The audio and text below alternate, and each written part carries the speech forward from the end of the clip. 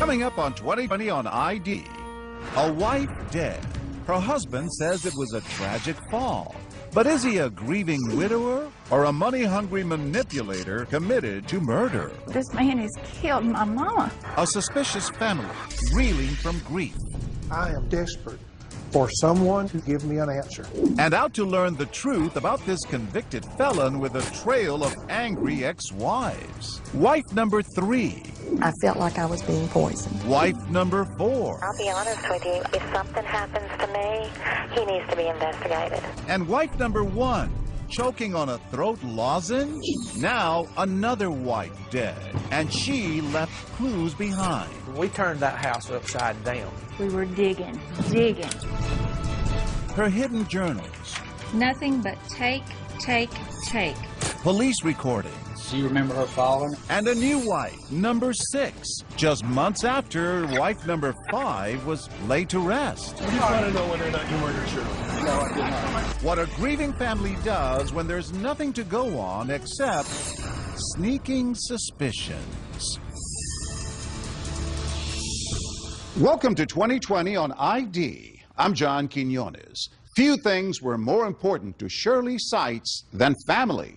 Even at 59 years old, she talked to her mother almost every day. So when Michael Woolslager waltzed into her life, he took on both a new wife and a new family, one fiercely protective of a woman with a sizable fortune and an even bigger heart. Then, when Shirley was found dead in her bedroom, that family's nagging suspicions turned into outright accusations. Was she the victim of an accident or something more sinister? In 2013, Jim Avila first sorted through the clues and brought us the story of a troubling death in a small southern town. Down around Mobile, Alabama, near the Gulf of Mexico, a short drive takes you through Loxley, once a sleepy lumber town, today famous for absolutely nothing. But now, on a street called Camelot, in a house that here passes for a castle, there is no bright, shining moment, just a dark mystery of sudden, unexplained death. This interview is with Michael Allen Woolslager.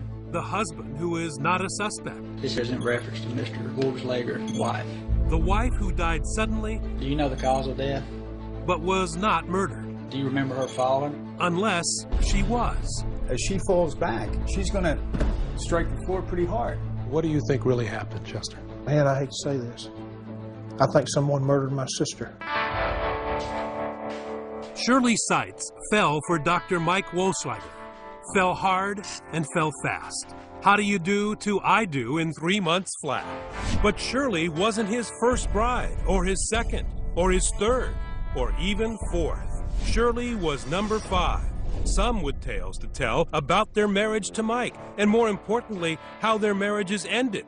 To be fair, this was wedding number 5 for Shirley, too.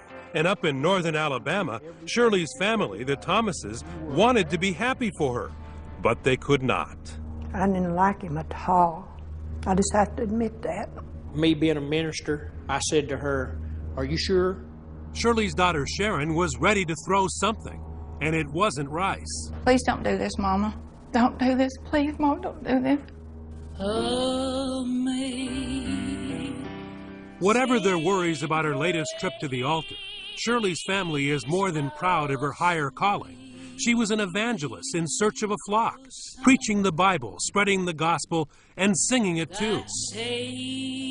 That's her voice soaring on a recording of her favorite hymn, Amazing Grace. Giving. Constantly giving. On this trip, I have learned some of the best organic food there is to eat. She walked into Burger King and the waitress say, "That's a pretty necklace." She'd pull it off, "Well, here it is." She was the type of person that just gave herself away. We believe in that. That's part of our faith. And Shirley was that type of person. Shirley prayed with Dr. Mike the first time they met. He worked much of his life as a chiropractor, adjusting grateful patients' backs in the nearby Florida Panhandle. Known affectionately as Dr. Michael, He was a prominent member of the medical community, smiling handsomely in healthcare ads in the newspaper and online.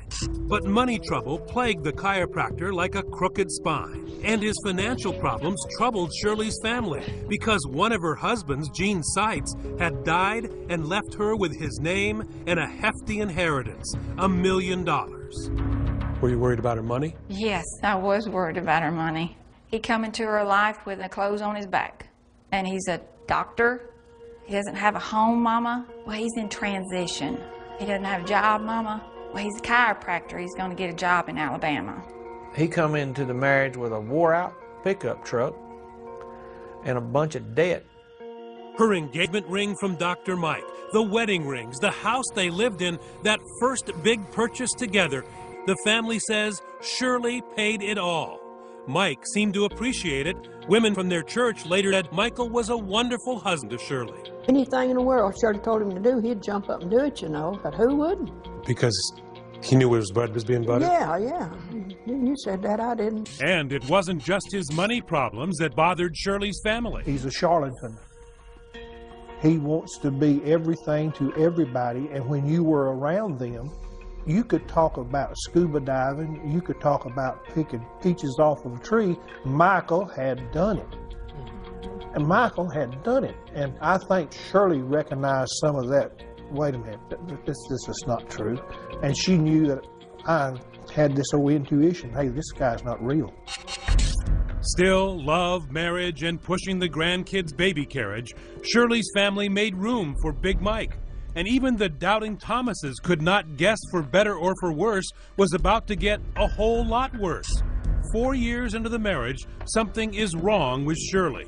Months later, in a recorded interview obtained by 2020, Dr. Michael would tell investigators Shirley had been ill for weeks, food poisoning, thyroid problems, and to cap it off, a stubborn migraine headache. She gets bad migraines maybe 2 or 3 times a year that last 3, sometimes 4 days. Shirley's little brother, Ricky Thomas, her closest sibling who had even grown to like Mike, speaks to her on the phone. And I said, hey, what's going on with you, girl? And she said, I'm just not well. Just pray for me. She was so out of it, she just didn't even want to talk to me. Shirley's mom, Myrtle, and her brother, Junior Thomas, drive 5 hours south to the house on Camelot to see what was what. I said, come to the door and let us in. She said, I can't get up. And I said, what do you mean? She said, I feel so bad I can't get up. The family says they'd never seen Shirley like this. She had a terrible headache. She was really sick. The family says Mike tells them Shirley might have fallen down these stairs a few days earlier while he was away, knocking down a potted plant. He later tells investigators too. I sat here with her mother and asked her, baby, do you remember falling down those steps because that plant was knocked over? And she almost got irritatedly mad at me. And she said, I did not fall. Myrtle and Mike nurse Shirley through the weekend. They try to get her to go to the doctor, but Shirley keeps putting it off. Mike gives her migraine medicine. It seems to do a world of good. And by Sunday night, Shirley is even sitting up, eating, and talking. I said, now, Shirley Faye, you better lay down and go to sleep. We don't want that to start back again.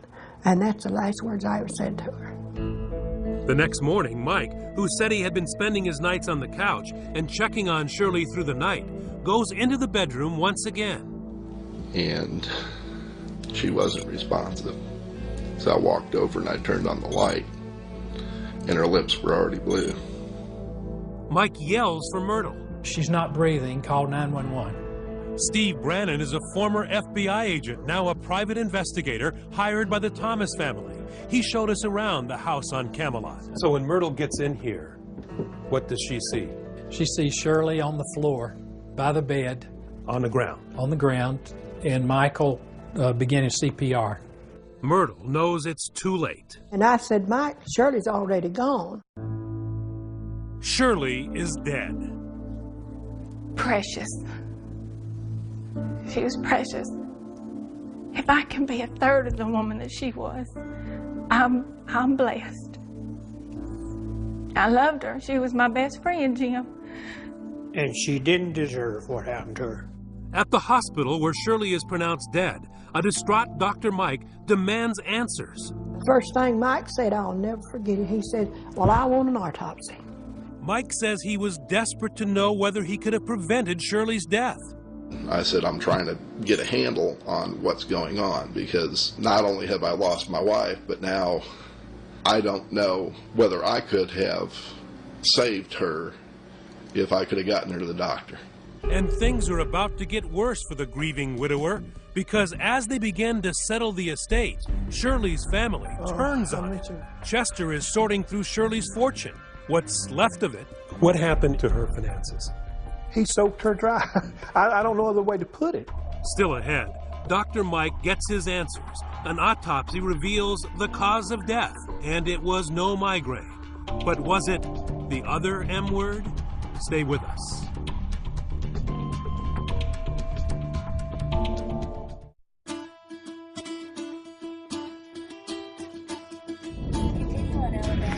It's a Southern fried mystery. A one-time millionaire, Shirley Seitz, dies suddenly, and what we will soon see may not have been Sweet Home Alabama. Her family suspects foul play everywhere they look. And Dr. Michael Wursliger, they're looking at you. He just didn't act right. To me, he just didn't act right. You started to have questions about what happened to your mother. Absolutely. I did. The suspicions begin with Dr. Mike's reaction to their surprise visit back when Shirley was sick. Dr. Mike tells investigators in that interview obtained by 2020 he was happy to see his in-laws. I said, boy, this is just a real godsend. I said, Shirley's been sick for the last 3 days with one of her migraine headaches.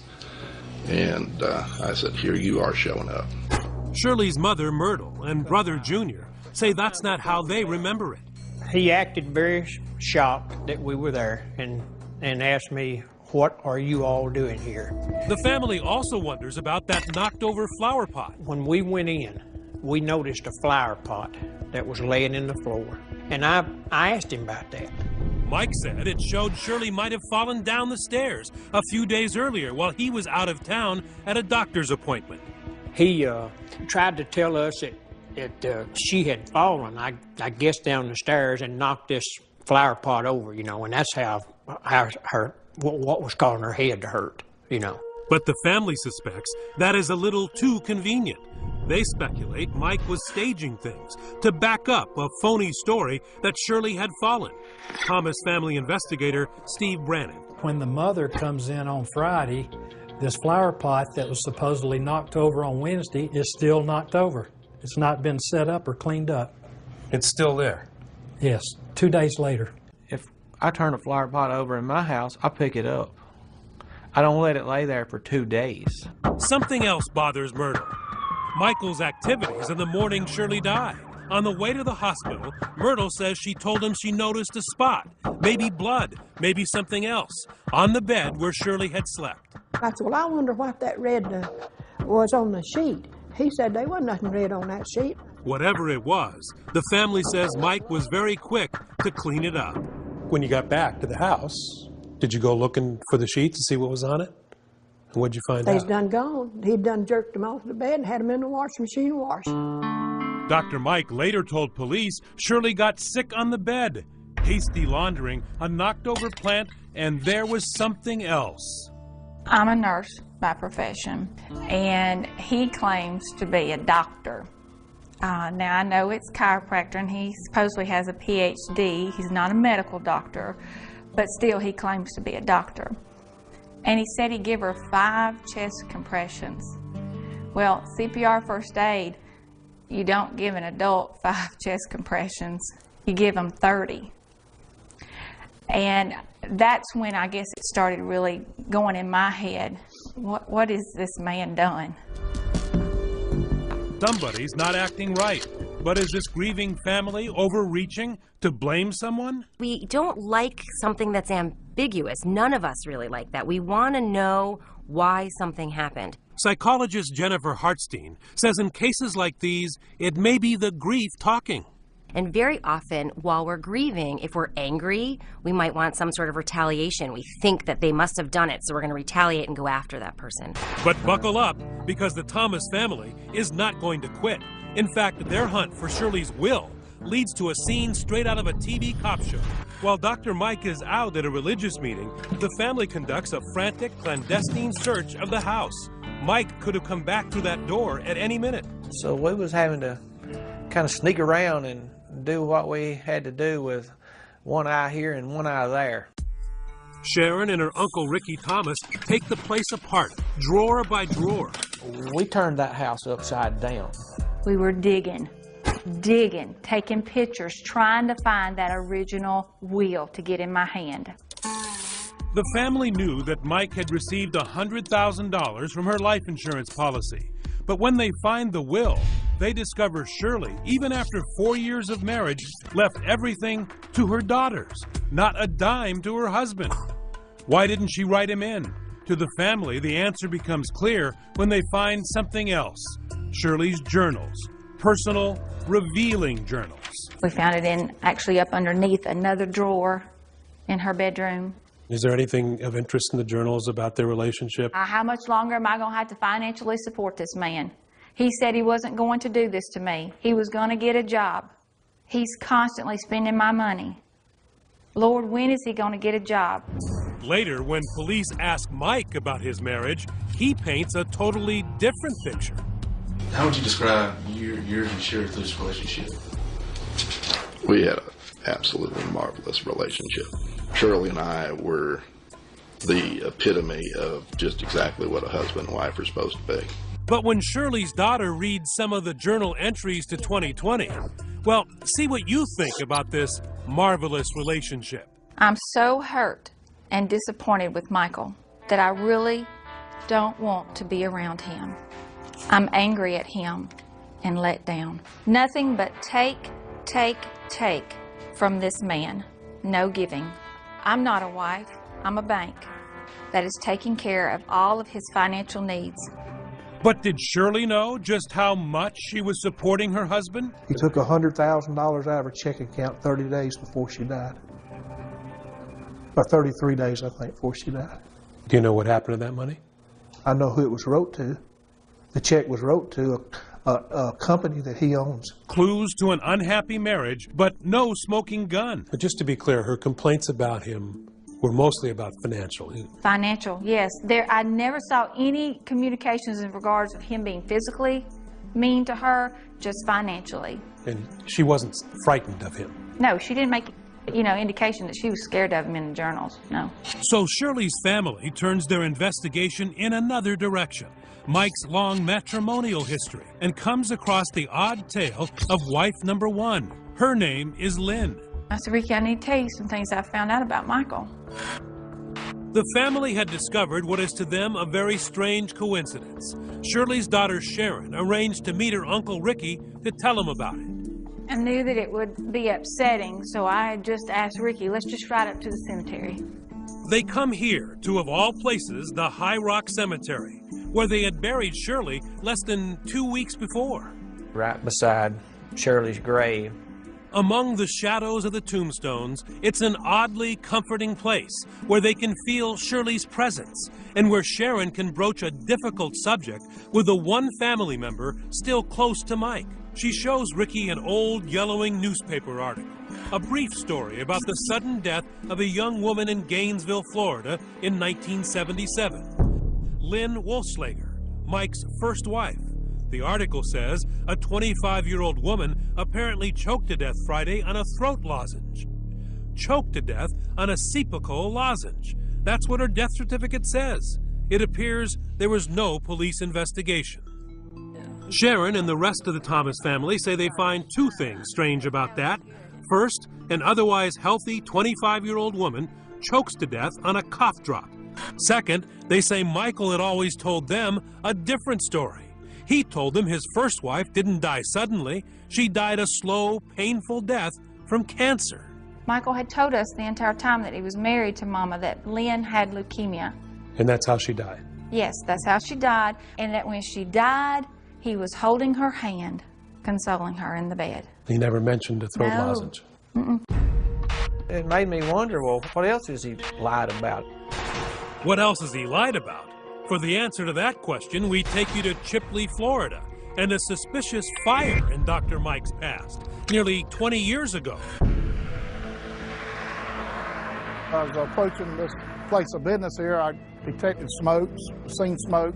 Lieutenant Tillman Mears, in plain clothes now, was a rookie patrolman back in the day. He says Dr. Michael, as everyone called him, was the go-to chiropractor in town, especially for female patients. One night, his office caught fire. The doctor was found standing across the street, just watching it burn. My first question was, why didn't the doctor call the fire department? Instead, he tells an incredible story. Someone trying to kill him set the fire while he was trapped inside. He said he woke up smelling smoke and had to fight his way out of the burning building. Escaping by karate kicking through a burning wall barefoot, but when police check his feet, there's no burns, not even a scratch. Mears says the skillful chiropractor was twisting the truth. He thought I was going to go away, I think, and believe what he said. But the cops say Dr. Mike's story stunk, and so did he. Once I approached Mr. Wassenlegger, I detected the smell of diesel fuel on his person. And that was before they found the can of diesel fuel and a match and the suspected motive. He was flat broke and after the insurance. Dr. Wassenlegger was arrested, tried, and convicted of arson. And one thing stayed with the policeman after all these years. He says Dr. Mike threatened him. After the jury had come back with a guilty verdict, he turned and told me that I'd pay for this. Dr. Mike was the one who paid, although he got no prison time, just 15 years probation. And with the surrender of his license, it was the end of his career as a chiropractor. But for Shirley's family, it was evidence of much more. Dr. Mike, when he is broke, they say, is not above committing a crime or inventing a whopper of a story to cover his tracks. Who had the motive? Who had the opportunity? Who has lied in the past? Trying to answer that question, we contacted Mike's second wife, Paula. She says he never harmed her. Even so, as you've seen, he's no choir boy. In fact, he's a convicted criminal. But capable of killing? Who says? She does. The other ex-wives are now coming out of the woodwork with startling stories of their own. All of a sudden, bam to the back of the head. You just feel this blunt impact. Just bam. Stay with us.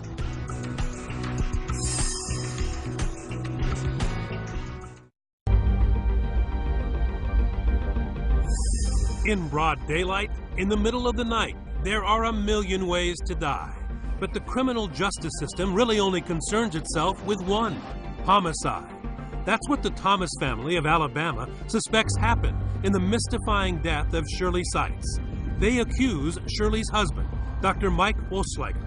I intend to see that he's dealt with, and he can take that to the bank. A flicker of suspicion about what happened in the house on Camelot Court is now a raging five-alarm mission for what they see as justice that has fully engulfed 3 generations of the Thomas family and leads to 2 more of Dr. Mike's 5 wives. So I just get on the internet and start Facebooking. Relentless, Sharon has tracked down yet another wife, number 3, Gloria Potts. I said, well, I would like to talk to her. I just want to find out, who is this person that we thought we knew? Gloria says she knows things about Dr. Mike. Hey. Give me a hug. 2020 was there when Gloria met Shirley's family face to face for the first time. What could have been the most awkward family reunion ever. Relatives of the 5th wife meeting the 3rd wife. It's the Dr. Mike Ex-Wives Club bonding over their shared suspicions. It's so good to meet all of y'all. Absolutely. To be able to let y'all know how I feel. And I'm so sorry. Of course, Mike is missing, and so is Shirley. It brings back a lot of memories. I'm so sorry. I didn't know Shirley, but it was almost like I had lost someone. Gloria spoke with Sharon by phone soon after Shirley's death. She can remember the charming side of Dr. Mike. There is something that attracts women to it, right? Yes. Very polite. Always polite, always opens your door. Just very caring. And some of my friends, when we were dating, would say, there's something wrong. Nobody's that nice. And she now says they were right. Toward the end of their marriage, Gloria believes Michael was trying to poison her. I felt like I was being poisoned. I really did. You got sick? Sick, couldn't hardly move. And then that's when I turned around and told her, Gloria, I can't believe you're saying this to me, but I said, Mother has had these same symptoms. The family of wife number 5, Shirley, wondered if Dr. Mike had been trying to poison her too. And you guessed it, here comes Mrs. Wohlschlager number 4, Diana. Today's date is February the 4th, 2011. In a recording obtained by 2020, investigators questioned Diana Yohn, the 4th stop on Dr. Mike's matrimonial trail, the wife between Gloria and Shirley. I think the man's dangerous, personally. Do you think that he's capable of murder? I don't know. She has no proof, but Diana tells police toward the end of their marriage, when she had a $250,000 life insurance policy, she suspects Dr. Mike may have been trying to poison her too. You think that he may have been giving you some type of medication, but you're actually not sure of that? Yeah, I mean, it just seems my headaches are so bad, and I get migraine headaches, okay, and it's documented that I do. But they were so bad when I lived with him, I couldn't even work, I couldn't hardly function.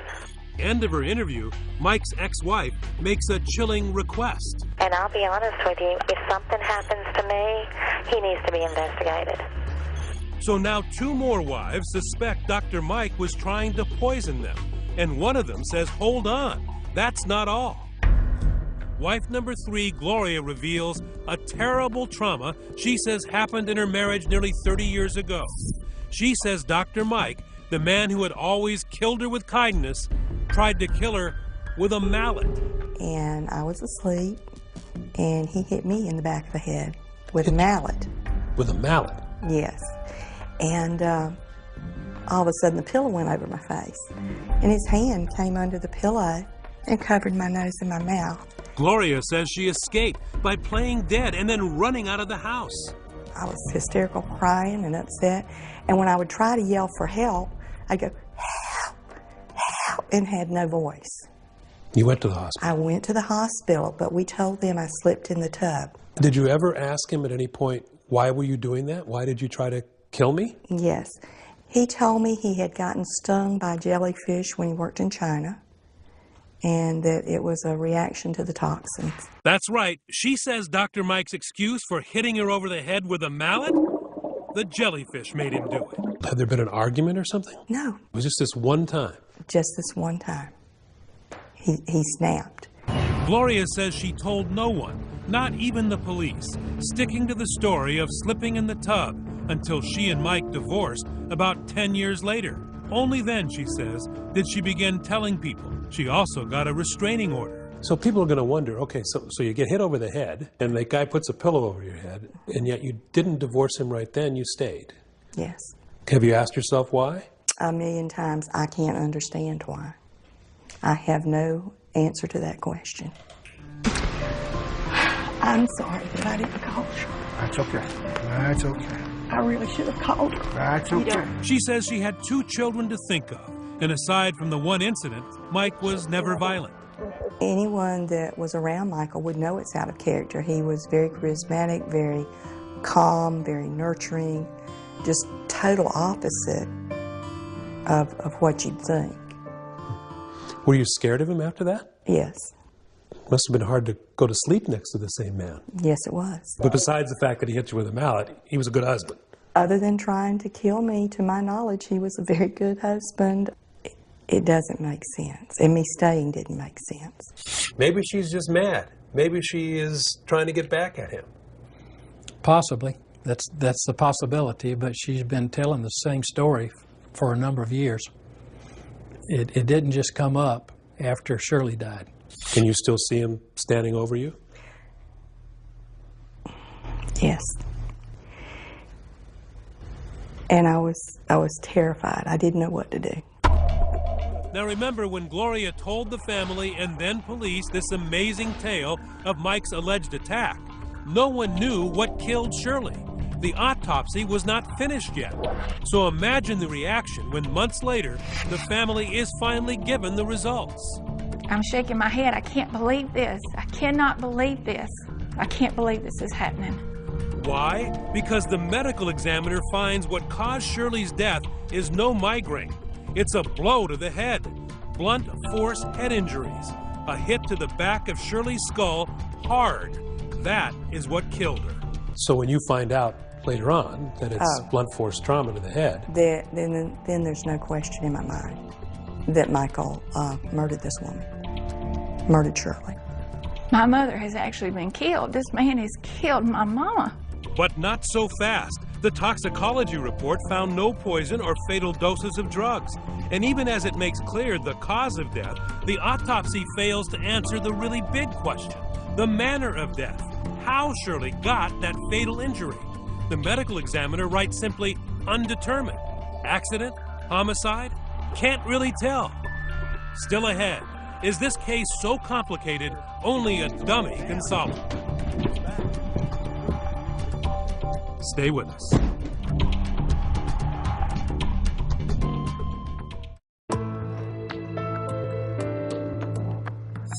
The autopsy on Shirley Seitz has been released. Her family had believed it would prove she was murdered, but they were sorely disappointed. Shirley did die of blunt force trauma, but the question remained, how? Once again, Jim Avila. It is a deadly game of 20 questions. Perhaps first, does this stairway lead to accidental death? Or as the family of Shirley Seitz believes, is it a fatal spiral to foul play? My theory is that my sister did not fall downstairs. 3 people go to sleep in this house on a winter night in Alabama. Only 2 wake up. The husband, Dr. Mike, says maybe his wife fell down the stairs a few days earlier. But no one, not him, nor her mother, who was there, saw or for that matter heard Shirley Seitz die. So what happened? No better words, slammed my sister's head against a wooden floor or against something hard, fractured the occipital bone in the back of her head, dislocated her brain from the front of her head, and she died from the results of it. So is that possible? We summoned 2 top experts. In the field of forensics, a medical examiner. In the field of falling down, a dummy. Dr. Bill Mannion, a private medical examiner from New Jersey, has conducted thousands of autopsies. Very difficult. I mean, this is the kind of case that exasperates pathologists because we can hear all kinds of hearsay and complaints of family members, but again, to go into court and say beyond a reasonable doubt that this is a homicide, it would be very, very difficult. We asked him to review Shirley's case. His most important finding? Dr. Mannion says in his opinion, the autopsy shows Shirley certainly did not die days after falling down the stairs, as Dr. Mike suggests. She died within hours. do you believe she'd be able to carry on a conversation? Sit up, no, a couple days later, talk with her mother, sitting on a couch? Forensic pathologists thought this was an acute injury, and she died within an hour or two of this injury. That's my read on the autopsy. Not days later. Not days later, that's correct. But does that mean Shirley was murdered? Not necessarily. We took Dr. Mannion to a house with a carpet-covered staircase like the one where Shirley lived. An important point, Shirley had only one serious injury, the blow to her head. No bruises on her back or buttocks. So a full fall down the stairs like this is highly unlikely. It's not consistent with falling all the way down the stairs. That's correct. I would expect her to have more injuries if she fell down a flight of stairs. In fact, Dr. Mannion says the only fall on the steps that makes any sense is if she tripped at the bottom of the stairs. And as she falls back, she strikes her head on the edge of the step. And by doing that, she sustains all the skull fractures to the back of the head. Now, there is at least one scenario in which the autopsy and the family's theory could match, here in the bedroom. In a homicide scenario, you could just lift the person up and then slam them right back on the ground. But Dr. Mannion has serious reservations. For one thing, Shirley could have fallen accidentally in the bedroom. And also, could Shirley have been murdered with her mother right there in the house? We don't hear any boom, we don't hear any commotion. The mother is there, she doesn't hear any screaming. There's no defensive wounds, there's no signs of a struggle. So again, very, very difficult to say this is a homicide. In the end, our medical examiner expert, Dr. Mannion, says the autopsy does not have all the answers in this case. This is the kind of case where you need help from the police. But there was an investigation by Loxley Police and the Alabama Bureau of Investigation. It went on for a year and resulted in a 184-page report to the prosecutor, although Shirley's family doesn't think much of it.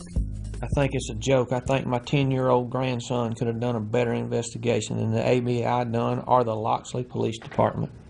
For one thing, the Thomas family feels agents went way too easy when they interviewed Dr. Mike. Do you have any suspicions as to what may have happened to her? The only thing I can rationalize based on the way she was feeling and what the autopsy report said was she had to slip down the steps and hit her head. The police do ask Mike whether he might have accidentally done something to Shirley. And you're a chiropractor, right? Yes. You said you worked on your wife quite a bit. You think something may have happened when you were adjusting her or something? Or? I've adjusted thousands upon thousands of people, and I've never had, my entire career, I never had any malpractice suits, never had any injuries, other than a couple of broken ribs on some old ladies. When the ABI ended its investigation, the county prosecutor took no action. The Thomas family is furious. Why has nothing happened? It's because someone does not want to do their job. They have proven to me, I'm talking about the Baldwin County District Attorney's Office, that they do not want to work hard on this case. They hire Birmingham attorney Henry Frozen. And nearly 2 years after Shirley's death, they sued Dr. Mike. The lawsuit alleges the deceased was killed through by the actions of Michael Wohlschlager. Answering the suit, Dr. Mike flatly denies having a hand in Shirley's death. But he didn't even need to bother. That's because the lawsuit was dead on arrival. There was one factor that we did not know and didn't appreciate. It turns out that back when Shirley's daughters settled her estate, they had agreed not to sue Mike. And sure enough, the judge threw out the lawsuit, leaving any legal action in the hands of the criminal justice system. Still ahead, an unscheduled appointment with Dr. Mike you won't want to miss. We just want to know whether or not you murdered Shirley. And be sure to RSVP. You're about to meet wife number 6. Stay with us.